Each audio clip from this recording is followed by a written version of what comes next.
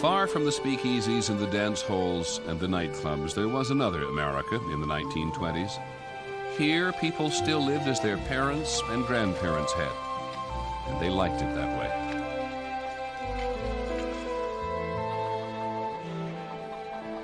In the early 1920s, this was a quiet, easy life. Neighbors would come over, what we call the front porch visits. And that's where there would be discussion, maybe a little gossip. Throughout the 1920s, new technologies would transform daily life. At the beginning of the decade, most Americans lived without electricity. When night fell, only candles and lamps held off the darkness.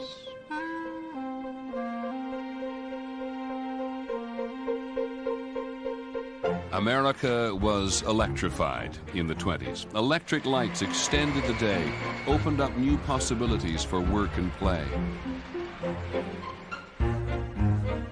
That surge of new power came first to the cities. And by the decade's end, the majority of American homes had electricity.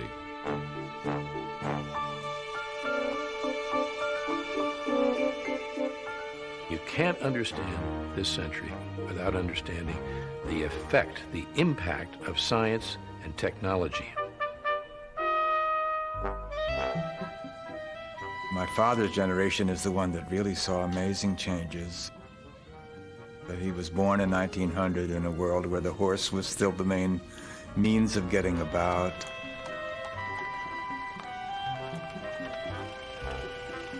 The car seemed to me more revolutionary in a way than anything that's happened since.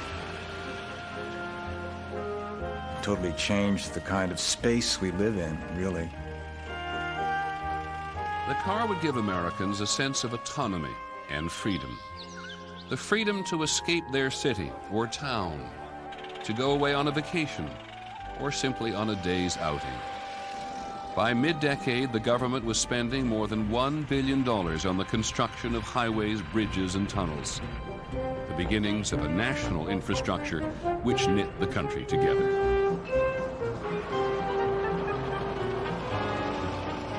My father took my mother and me in the car for the first ride through the Holland Tunnel. This was opening night. All the cars were lined up to go through the tunnel. I was petrified. I cringed. Suppose the water leaks in. How did they build the tunnel under the water? Where's the water? And I imagined as we were riding through the tunnel that I heard the waves overhead.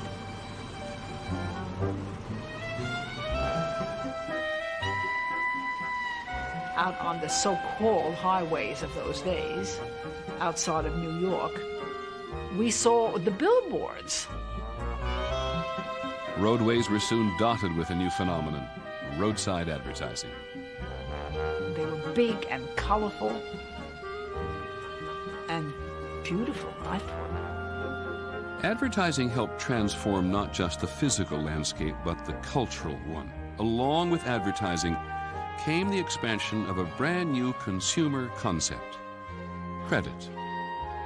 The old inhibition against debt came tumbling down, as everything from cars to clothes could be bought on time.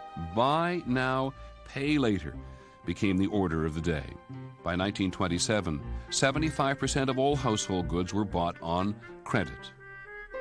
And in the last years of the decade, the item desired most was the radio.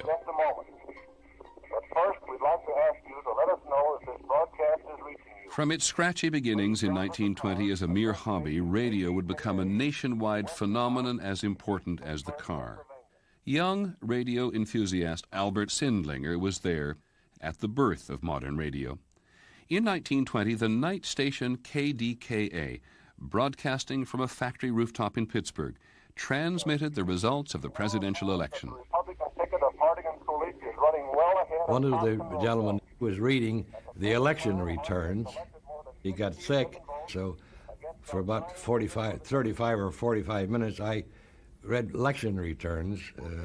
Nobody had any comprehension. of the significance of what was going on. But don't forget, there were only a couple of hundred listeners. Within 6 months, every store in America, even grocery stores, were selling radio sets.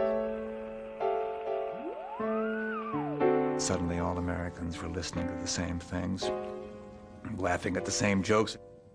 It was a kind of communal exercise here, and very much a strengthening of your notion of what it was to be an American.